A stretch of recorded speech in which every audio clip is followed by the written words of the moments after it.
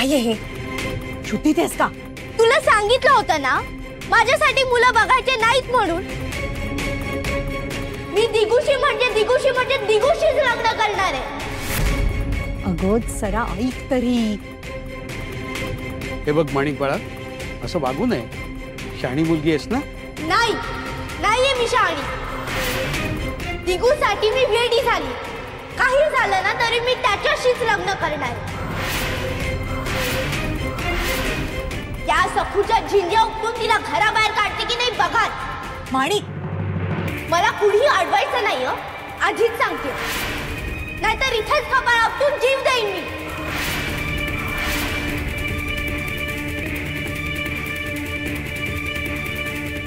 अहो जरा जा, बघा कुठे गेलीये ती, जरा समजावून घेऊन या तिला. हो बघते. माणिक, अगं काय खुळेपणा, कुठे निघालीस? म्हणजे तुला माहित नाही का मी कुठे चालली आहे ते? जाऊ दे ना मला. माणिक, पाहुण्यांसमोर नाक कापलंयस आमचं. दिवसेंदिवस ना अगदी बेताल वागायला लागलीयस तू. हे काय वागणं झालं का? काय विचार केला असेल त्या पाहुण्यांनी? म्हणजे तुम्हाला त्या पाहुण्यांच्या मनाची काळजी, माझी नाही. मी कितीदा सांगितलंय मला फक्त दिगूशीच लग्न करायचंय. मग का बोलवतात पाहुणे? मूर्ख मुली, तुझ्या डोक्यात शिरत नाहीये का? अगं त्या दिगूचं लग्न झालंय. नाच सोड बाई आता त्याचा. आणि त्या दिगूपेक्षा चांगला मुलगा पाहतोय ना आम्ही. खुशाल पहा, पण मी लग्नच करणार नाही. मला फक्त दिगूशीच लग्न करायचंय. आणि त्यासाठी त्या बावळट सखूचा जीव घ्यावा लागला ना तरी चालेल. माणिक, अगं काय बोलतेस तू हे? माणिक, विठुराया, आजवर अनेक संकट आली, पण तुझ्या कृपेने आम्ही नेहमी सुखरूप राहिलो. पण आज जीव का घाबरतोय? काही अशुभ असेल तर टळू दे रे पांडुरंगा. विठुराया, कसले संकेत देतोयस? काहीच कळत नाही अरे. आज इथे सखू असती तर तिला तुझी भाषा नक्की कळाली असती.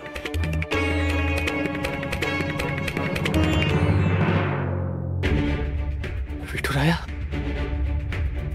आपल्या सखूवर काही संकट येणार नाहीये ना? नको रे विठुराया, आधीच भरपूर संकट आहेत तिच्यावर. आणखीन संकट येऊ देऊ नकोस.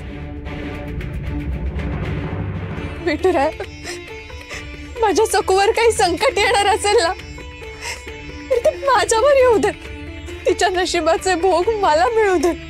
तिला जर काही दुःख येणार असेल ना तर ते मला दे, पण माझ्या सखूला सुख मिळू दे रे पांडुरंगा, सुख मिळू दे.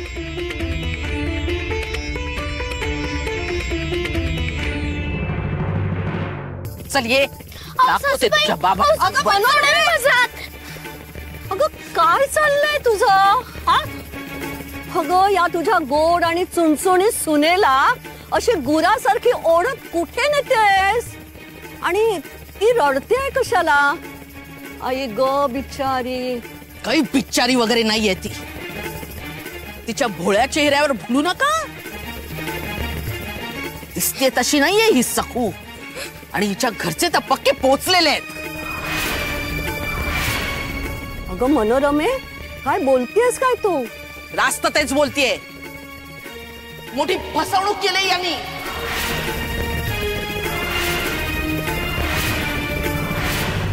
तुम्ही माझ्या सुनेच्या गळ्यातले दागिने बघताय ना? गळाभर दागिने घातलेत.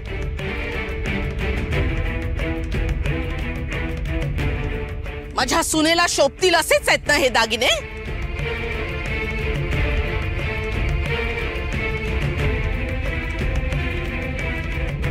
हो, पण मग त्याचं काय? खोटे आहेत.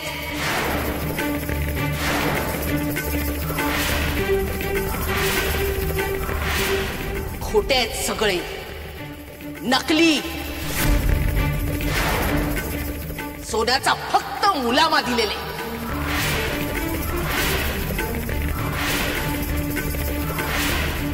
आमच्या व्याह्यानी म्हणजे हिच्या बापानी शिवापानी घोर फसवणूक केली आमची. विश्वासघात केलाय आमचा. चक्क पितळी दागिन्यांवर सोन्याचं पाणी लावून आपल्या लेकीला निर्लज्जपणे उजवलीये.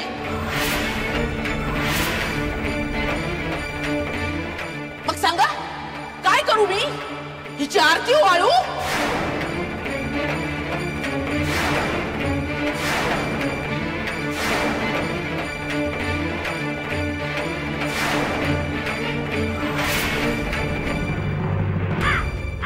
देवा, सासूबाई हो बघा ना हो.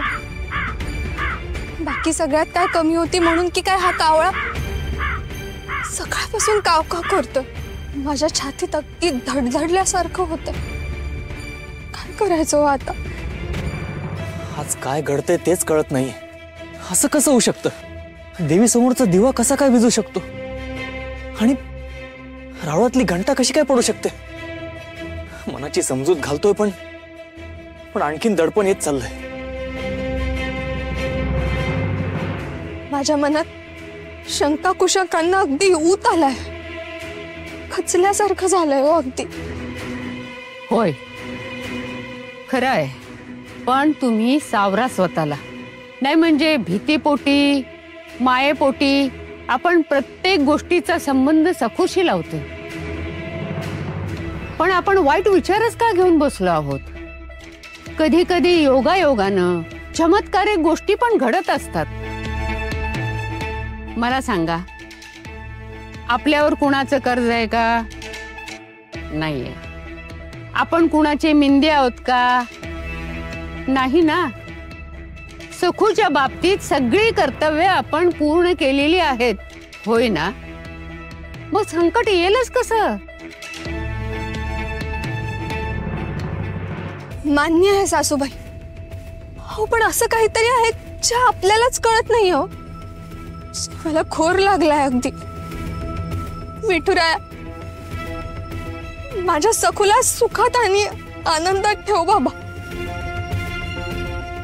पुन्हा पुन्हा तोच विचार येतोय. सखू सखू संकटात नसेल ना? काय ग सखू, तुला लग्नात असे खोटे दागिने घातले कसे? हा मग बरोबर आहे, मनोरमा चिडली आहे ती. पण असा उद्योग तर फक्त बेरड माणसंच करतात. पण काय ग, तुझे वडील कीर्तनकार आहेत ना, आणि तुमचं विठ्ठलाचं राऊळ आहे ना? हो आजी, पण मला खरंच माहिती नाही असं कसं झालं.